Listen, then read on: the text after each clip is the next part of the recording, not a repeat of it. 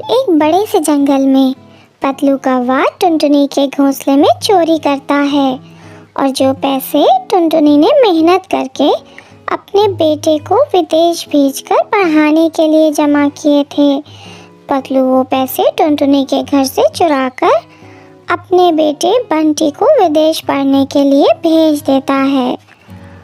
और फिर जब टुनटुनी का बेटा विदेश पढ़ने ना जा सका तो वो अपनी मम्मा के साथ फूल बेचने लगा।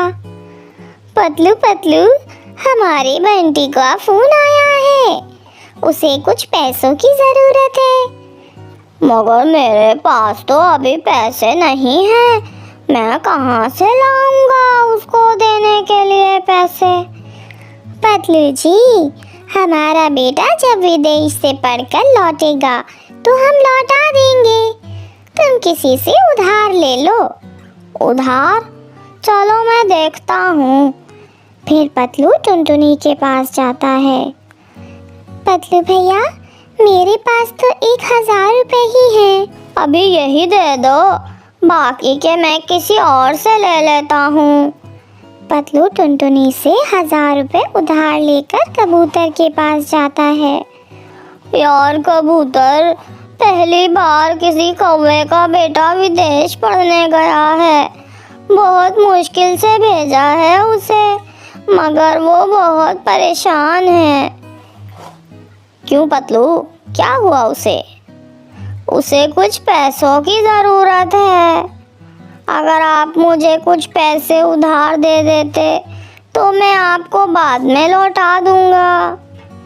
ये 1000 रुपए हैं मेरे पास, तो ये ले जाओ।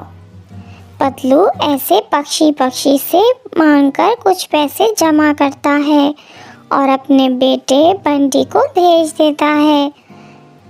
बंटी बंटी, क्या बात है, आज बहुत खुश लग रहे हो। चमेली, मम्मा पापा ने 5000 रुपए दिए हैं। तो फिर चलो, आज हम पार्टी करते हैं। चलो फिर पार्टी करें। और फिर बंटी और चमेली एक बड़े होटल में जाकर पार्टी करते हैं। वो खाते हैं, पीते हैं, मज़े करते हैं। बंटी और चमेली वहाँ बैठे हुए थे कि चमेली की माँ वहाँ आ जाती है। चमेली, ये कौन कौवा है और तुम इसके साथ यहाँ क्या कर रही हो? माँ, यही तो है बंटी, मैंने आपको बताया तो था कि मैं और बंटी एक दूसरे को पसंद करते हैं। मगर ऐसे बाहर होटलों में मिलना हमारे परिवार में नहीं होता है। सुनो बंटी बेटा, अगर आप भी मेरी बेटी को पसंद करते हो तो मेरी बेटी से शादी कर लो, मुझे कोई ऐतराज नहीं है। चलो चमेली बेटी। ऐसे चमेली की माँ चमेली को साथ लेकर वहाँ से चली जाती है। 2-3 दिन गुजर जाते हैं, चमेली बंटी से मिलने नहीं आती। बंटी को तो सारी रात नींद ही नहीं आती थी। वो सारा दिन सारी रात पढ़ने के बजाय इश्क लड़ाने में ही लगा रहता। वो तो हर समय चमेली के बारे में ही सोचता रहता। फिर एक दिन बंटी किसी वक्त उनके घर जाता है। माँ कहाँ है? माँ घर में नजर नहीं आ रही। माँ पड़ोसियों के घर गई है, आने ही वाली होंगी। बंटी, माँ ने बाहर जाने से मना कर दिया है, और जो बात माँ ने आपसे की थी, आपने सोचा है कुछ? हाँ चमेली, मैं आपके बिना नहीं रह सकता, मैं तुमसे शादी करने ही आया हूँ। ये सुनकर चमेली कौवी खुश हो जाती है। मुझे मालूम था आप ज़रूर मुझसे शादी करने के लिए मान जाएंगे। फिर 2-3 दिन बाद चमेली और बंटी की शादी हो जाती है। आया था बंटी विदेश डिग्री लेने और कर बैठता है चमेली से शादी। बंटी बेटा, 2-4 दिन तो आप मेरे पास ही रह सकते हो, मगर तुम्हें अपने लिए और चमेली के लिए एक घर का बंदोबस्त करना ही होगा। माँ, आप फिक्र ना करें, बंटी जी सब कर लेंगे। चलो बंटी जी घूमने जाते हैं। सुंदरी, कई दिन हो गए हमारे बंटी से राब्ता ही नहीं हुआ, ना फोन ना चिट्ठी। दिन रात पढ़ता रहता है मेरा बेटा, बहुत मैं सुंदरी ऐसे कहती है। वो ये तो नहीं जानती थी कि उसके लाडले बेटे ने तो वहाँ जाकर पढ़ने के बजाय शादी कर ली है। फिर फोन की घंटी बजती है। लो आ गया मेरे बेटे का फोन आ गया। हेलो पिताजी, मुझे मालूम है आपके लिए ये सब बहुत मुश्किल है, मगर मुझे कुछ पैसों की ज़रूरत है। नहीं नहीं बेटा, तुम फिक्र ना करो, मैं कर लूँगा इंतज़ाम। मैं अभी कुछ करता हूँ, तुम बिल्कुल भी परेशान मत हो। क्या बात कर रहा था बंटी? उसे पैसों की ज़रूरत है, मैं अभी कुछ करता हूँ। पतलू जल्दी से अपने घर से निकलता है। वो घबराया हुआ तेजी से जा रहा था कि वो एक पेड़ से टकरा जाता है और वो गिर जाता है। सर में चोट लगती है और पतलू वहीं मर जाता है। खबर सुंदरी तक पहुंचती है। मर गया मेरा पतलू, अपने बेटे की कोशिश करते करते ही मर गया। अपने बेटे की कामयाबी भी नहीं देख सका। अब मैं कैसे सब अकेली करूंगी? चुप कर जाए सुंदरी बहन, हम सब हैं ना, आपके साथ हम मदद करेंगे आपके बेटे की पढ़ाई में। सुंदरी आंटी, बंटी विदेश में है, आप उसे ना बताना कि पतलू अंकल अब इस दुनिया में नहीं रहे, वो परेशान हो जाएगा। हाँ टिल्लू बेटा, ठीक कह रहे हो। दिन गुजरते गए और फिर एक दिन बंटी की सास बंटी से अपने घर का बंदोबस्त करो बंटी, अब बहुत हो गया है, मैं बाहर जा रही हूँ, मेरे आने तक कोई फैसला करना, वरना मैं तुम्हें इस घर से निकाल दूंगी। बंटी की सास चली जाती है। चमेली, देखो सासू माँ कैसे लड़ रही है मुझसे। माँ ने ठीक ही तो कहा है पति जी, हर पति अपनी पत्नी को शादी करके अपने घर ले जाता है और तुम अपनी सास के घर में रहते हो। मगर मैं कहाँ से घर बनाऊँ, मेरे पास कुछ नहीं है, तुम तो जानती हो सब। एक बार वापस अपने जंगल जाओ और वहाँ जाकर अपने माँ बाप से घर बनाने के लिए पैसे लेकर आओ, फिर ही मैं आपके साथ जा सकती हूँ। मैं जाता हूँ, मैं आज ही जाता हूँ। फिर उसी दिन शाम 4 बजे की फ्लाइट से बंटी अपने जंगल वापस जाता है। माँ पापा कहाँ हैं? थोड़ी देर सुंदरी खामोश रहती है और फिर रोने लग जाती है। छोड़कर चले गए, तुम्हारे पापा हम सबको छोड़कर चले गए। बंटी, जिस दिन तुमने पैसों के लिए फ़ोन किया था तो बहुत जल्दी में घर से निकले पतलू, और ना जाने कैसे बड़े पेड़ से टकरा गए, मर गए, तुम्हारे पापा मर गए। चुप कर जाएं माँ, मैं हूँ ना, चुप कर जाएं।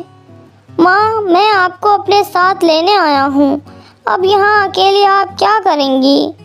हाँ बेटा, अपनी बूढ़ी माँ को साथ ही ले जाओ, वैसे भी तुम्हारी पढ़ाई भी अब ख़त्म होने वाली होगी। हाँ माँ, मगर घर का क्या करेंगे हम? बेटा, ये घर आप बेच दें, ये घर किस काम का हमारे? यही तो बंटी चाहता था। फिर बंटी कबूतर से बात करके वो घर बेच देता है और अपनी माँ को साथ लेकर घर से निकल जाता है नदी वाले हवाई अड्डे की तरफ जाने के लिए। रास्ते में एक वीरान जगह जाकर बंटी सुंदरी से झूठ कहता है। माँ, मैं अपना हवाई जहाज़ का टिकट तो घर ही भूल आया, मैं अभी लेकर आता हूँ, आप इस पेड़ पर बैठकर मेरा इंतज़ार करें। उन दोनों की बातें दूसरे पेड़ पर बैठा कबूतर भी सुन रहा था। कबूतर को बंटी पर शक हो जाता है, फिर वो बंटी का पीछा करता है। ऐसे बंटी अपनी माँ को वीराने में एक पेड़ पर बिठाकर हवाई अड्डे की तरफ आगे बढ़ता है और बंटी हवाई जहाज़ में बैठकर परदेश चला जाता है। फिर कबूतर जाकर टुनटुनी से कहता है, टुनटुनी, उस सुंदरी का बेटा उसे वीराने में छोड़कर चला गया है, वो आपकी पुरानी सहेली है, जाएं और उसकी खबर लें। ये सुनकर सुंदरी चलो मेरे साथ चलो। टुनटुनी बंटी अभी तक नहीं आया अपना टिकट लेकर, मैं कब से उसका इंतज़ार कर रही हूँ। सुंदरी बंटी आपको छोड़कर विदेश चला गया है, मैं आपको लेने आई हूँ। मैं और मेरा बेटा इतना तो कमा लेते हैं कि आपको 2 वक्त का खाना दे सकें। टुनटुनी की ये बात सुनकर सुंदरी रोने लगती है और टुनटुनी से कहती है, टुनटुनी हमें माफ़ कर दो, तुम्हारे घर में जो चोरी हुई थी वो मैंने और पतलू ने ही की थी और उन चोरी के पैसों से ही बंटी को पढ़ने विदेश भेजा था।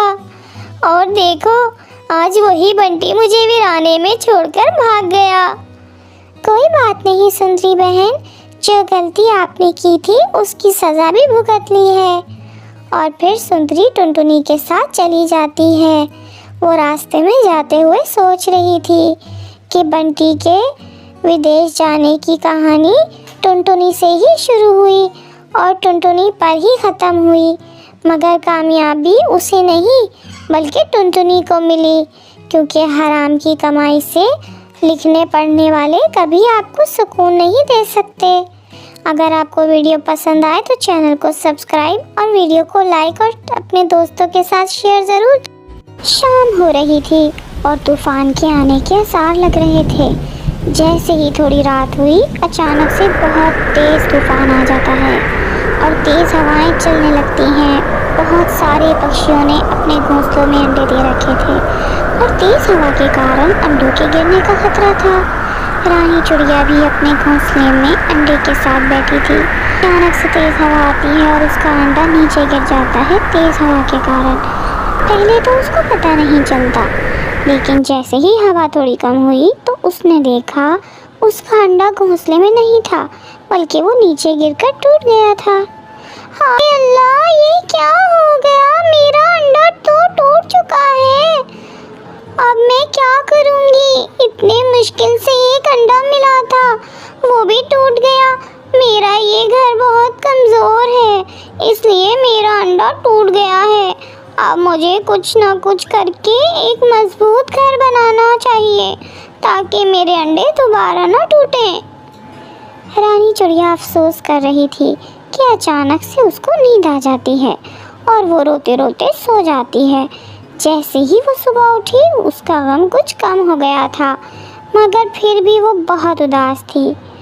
उसको बहुत सख्त प्यास लग रही थी। पानी पीने के लिए वो नदी पर चली जाती है। इसने अपना मुंह हाथ धोया और पानी पीकर अपनी प्यास बुझाई।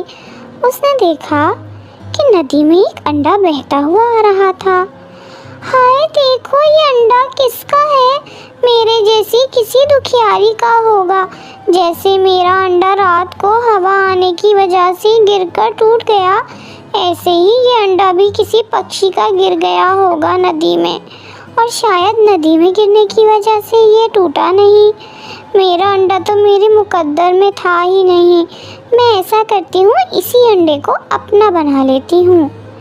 ये कहकर रानी चिड़िया अंडे को अपने चोंच में दबा लेती है और अपने घर ले जाती। घर जाते ही उसको ये ख्याल आता है, पहले भी मेरा अंडा गिरकर टूट गया था, क्योंकि मेरा घोंसला बहुत ज़्यादा कमज़ोर है।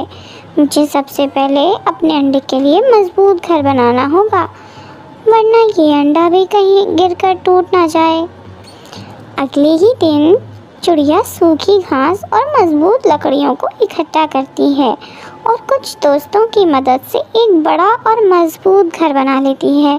फिर वो अपने अंडे को उस नए घर में जाकर रख देती है और इंतज़ार करने लगती है कि कब उस अंडे से बच्चा बाहर आएगा। थोड़ी ही देर बाद तोती आती है और तोती भी बहुत ज़्यादा दुखी थी। चिड़िया बहन, इस दिन जो तेज़ हवा आई थी ना, मेरा अंडा भी उस हवा के कारण गिरकर टूट गया था, इसलिए मैं बहुत दुखी हूँ। चिड़िया बहन, तुम तो बहुत खुशकिस्मत हो, तुम्हारा अंडा नहीं टूटा। रानी चिड़िया ये सब सुनकर खामोश ही रहती है, क्योंकि वो जानती थी कि अगर उसने कुछ बता दिया तो वो इस अंडे को भी उससे छीन लेंगे और इसलिए चिड़िया ने किसी को कुछ नहीं बताया कि वो अंडा कहाँ से लाई है। जी तोती बहन, मेरा अंडा नहीं टूटा, तुम बस दुआ करो कि जल्दी से इसमें से बच्चा बाहर आ जाए, फिर वो मेरा अकेलापन दूर कर दे। मुझे तो बेसब्री से इंतज़ार है इस दिन का। तुम भी परेशान मत हो, अल्लाह तुम्हें भी एक अंडा दे देगा। थोड़ी देर बाद तोती वहाँ से चली जाती है और रानी चिड़िया अपने कामों में मसरूफ़ हो जाती है। कल्लू कौवा, सुंदरी कौवी जंगल के बहुत तेज़ पक्षियों में से थे। उनको लोगों के घरों में टांग अड़ाने का बहुत शौक था। सुनिए जी, मैं तो बहुत हैरान हूँ, इतना तेज तूफान आया, सारे पक्षियों के अंडे टूट गए, मगर इस रानी चिड़िया की बच्ची का अंडा कैसे सलामत रहा। और अब तो देखो कैसा शानदार घर बना लिया है इसने। वैसे तो कहती थी खाने को नहीं है मेरे पास, कुछ भी नहीं है, और अब देखो कैसा बड़ा घर बना लिया है, वो भी इस छोटे से अंडे के लिए। भला इतने से अंडे के लिए इतना बड़ा घर क्या जरूरत थी बनाने की। चलो छोड़ो ना गौरी, हमें क्या देना देना। अगर वो सब अपने अंडे के लिए कर रही है तो इसमें कौन सी बड़ी बात है। हर कोई अपनी औलाद के लिए बेहतर से बेहतर करना चाहता है। अगर वो भी यही कर रही है तो हमें क्या तकलीफ हो रही है। इस तरह की बातें नहीं करते, और तुम्हें तो वो शुरू से ही अच्छी नहीं लगती। आज बता ही दो कि ऐसा क्यों है। नहीं जी, भला मुझे क्यों बुरी लगने लगी। वो तो इस बात पर हैरान हूँ मैं कि सारे पक्षियों के अंडे टूट गए, फिर उस रानी चिड़िया का अंडा कैसे सलामत रहा। और वो मुझे बुरी इसलिए लगती है क्योंकि वो मेरी किसी बात का सीधा जवाब नहीं देती है। क्योंकि जब मैंने उसे पूछा कि तुम्हारा अंडा क्यों नहीं टूटा, तो आगे से उसने मेरी बेइज्जती कर दी। लो भला, इसमें नाराज होने की कौन सी बात थी। मैंने तो एक जेन्युइन क्वेश्चन ही तो पूछा था। अब छोड़ो चिड़िया को, हम कोई और बात करते हैं। अच्छा वो ये तो बताओ, साथ वाले जंगल की कोई खैर खबर है? क्या चल रहा है वहाँ? ना कभी कोई पक्षी यहाँ आया, ना इधर से कोई गया। क्या कोई नाराज़गी चल रही है उन लोगों से? बहुत दिनों से तुमने भी नाम नहीं लिया किसी का। नहीं जी, ऐसा कुछ नहीं है। आपको तो पता है मैं बेचारी सारा दिन काम करती रहती हूँ, मुझे तो फुर्सत ही नहीं मिलती वहाँ जाने की। अब आपने नाम लिया है तो मैं कल जाऊँगी। ये कहकर वो दोनों अपने घोंसले में चले जाते हैं और कौवी दिल ही दिल में साथ वाले जंगल जाने की तैयारी करने लगती है। सुबह होते ही कौवी दूसरे जंगल चली जाती। और सुनाओ कबूतरी बहन, कैसी हो? क्या बात है, इतने दिन हो गए हमारे घर चक्कर नहीं लगाया। सब ठीक ठाक तो चल रहा है ना? कबूतरी रोने लग जाती है। मेरी तो दुनिया ही लुट गई, भला मुझे क्या होश है दुनियादारी का। इस दिन जो तूफान आया था, मेरा अंडा नदी में गिर गया था। अभी कुछ अरसे पहले ही तो मैंने अपने पति को खोया है, मगर पति के लिए तो मुझे सब्र आ गया, क्योंकि वो मेरी आंखों के सामने ही मरा था। मगर अपने अंडे का मैं क्या करूं? इतने अरसे बाद मुझे औलाद की खुशी मिलने वाली थी, वो भी छिन गई। अब मैं बिल्कुल अकेली हो गई हूँ, इसलिए मैं दुखी हूँ और मैं रो रही हूँ। कबूतरी बहन, तुम रो नहीं, सब ठीक हो जाएगा। वैसे मुझे ये तो बताओ कि तुम्हारा अंडा किसने चुराया?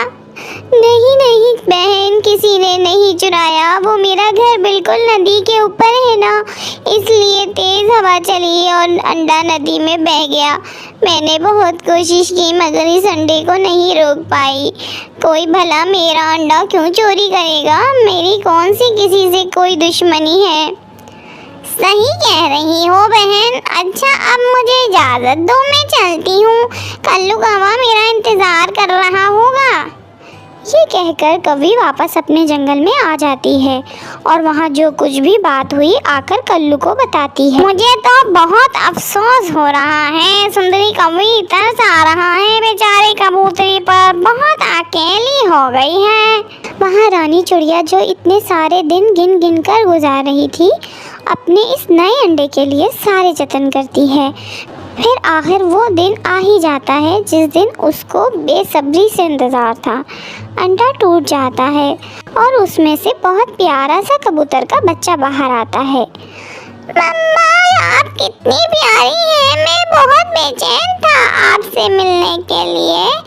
मुझे तो पता ही नहीं था मेरी माँ इतनी प्यारी होगी।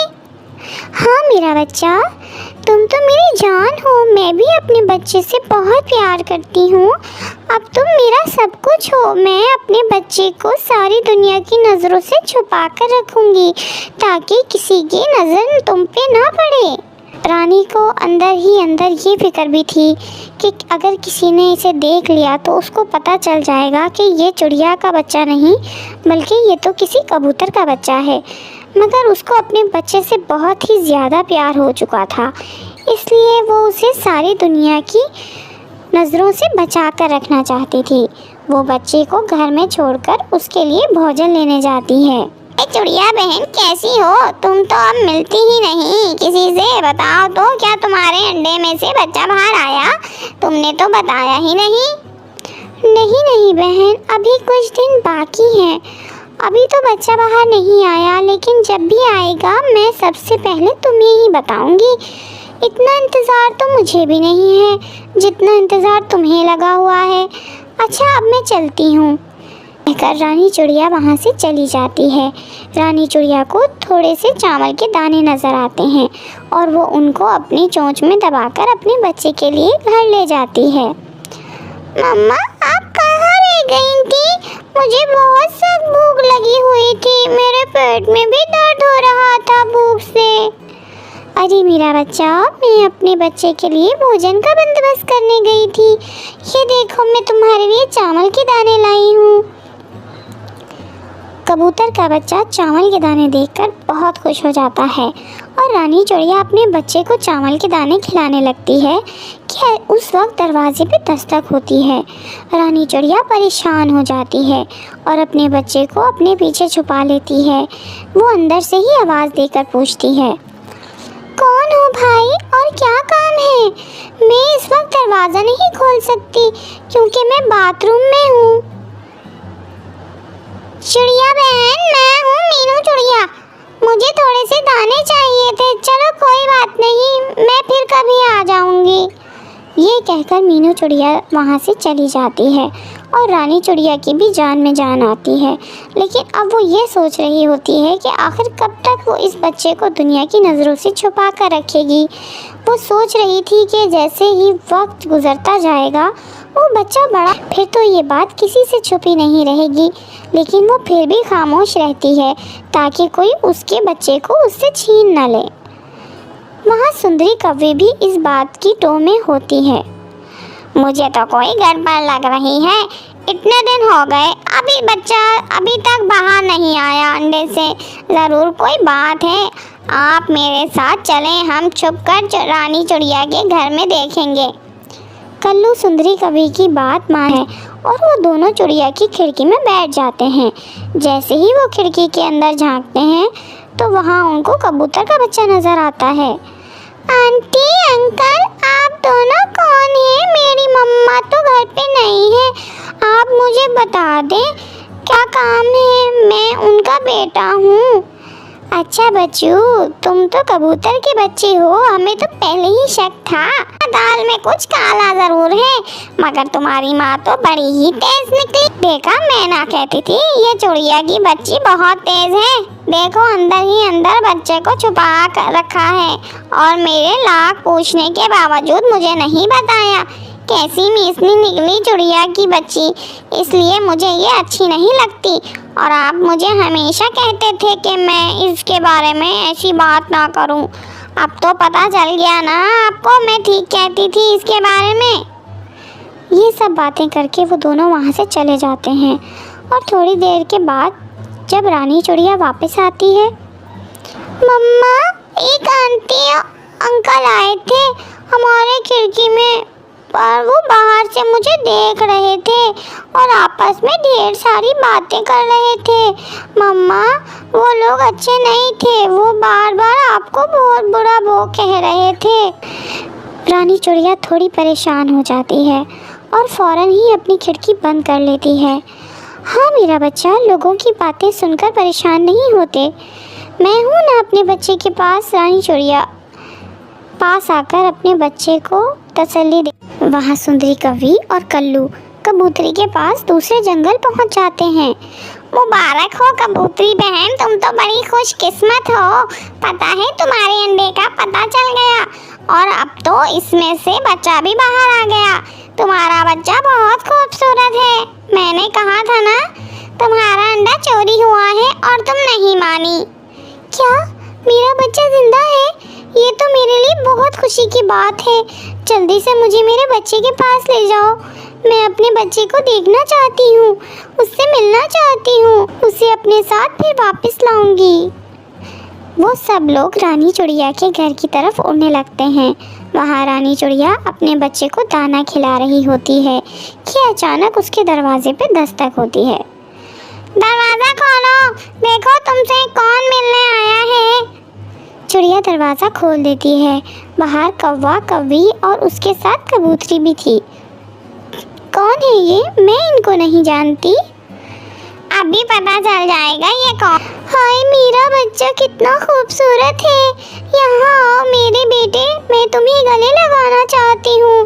मेरे जीवन के सहारे। मैंने तुम्हारा कितना इंतज़ार किया। मुझे तो ये भी नहीं पता था कि तुम जिंदा हो या नहीं। आंटी आप कौन है? मैं आपको नहीं जानता और आप मुझे मेरा बच्चा क्यों कह रही हैं? मेरी मम्मा तो रानी चिड़िया है और मुझे बहुत प्यार करती हैं और मैं भी अपनी मम्मा से बहुत प्यार करता हूँ। आप जाएं यहाँ से, आप मुझे अच्छी नहीं लगी। ये तुम क्या कह रहे हो मेरे बच्चे? ऐसा ना कहो, मेरा दिल फट जाएगा। तुम तो मेरी जान हो। मुझे नहीं पता था कि तुम यहाँ हो, वरना मैं तुम्हें यहाँ कभी रहने ना देती और इस रानी चिड़िया की बच्ची को देख लूँगी। इसकी हिम्मत कैसे हुई मेरा अंडा चुराने की और अब ये खुद ही माँ बनकर तुम्हें पाल रही है। नहीं, मुझे आपकी किसी बात पर यकीन नहीं है। मेरी मम्मा चिड़िया ही है। आप जाएं यहाँ से, मैंने आपके साथ कहीं नहीं जाना। बच्चा रोने लगता है और कबूतरी भी रोने लगती है। रानी चिड़िया जो ये सब देख रही थी वो अंदर से डर रही थी कि कहीं ये इसका बच्चा उठाकर ना ले जाए। वो कहती है, नहीं कबूतरी बहन, आपको कोई गलतफहमी हुई है। मैं तो किसी का बच्चा चोरी करने का सोच भी नहीं सकती। मुझे तो पता भी नहीं था कि ये अंडा आपका है। मुझे तो ये अंडा नदी में बहता हुआ मिला था क्योंकि मेरा अंडा तूफान आने की वजह से टूट गया था और मैं बहुत दुखी थी। तभी मुझे अंडा बहता हुआ मिला और मैंने उसे उठाकर अपने पास रख लिया। बस एक यही गुनाह था मेरा। मैंने इस बच्चे को बहुत नाज़ों से पाला है, लेकिन फिर भी अगर आपको ले जाना है चाहती हैं तो मैं आपको नहीं रोकूंगी क्योंकि इस पर पहला हक तो आपका ही है। नहीं मम्मा, मैं आपका ही बेटा हूँ, फिर चाहे मैं पहले किसी का भी अंडा था, वो सब मुझे नहीं पता क्योंकि अपनी आंखें खोलते ही मैंने आपको ही देखा है और आप ही मेरी मम्मा हैं। मैं आपसे बहुत प्यार करता हूँ। आंटी से कहें चली जाए यहाँ से। सारे पक्षी रोते हुए कबूतर के बच्चे को देखकर हैरान हो जाते हैं।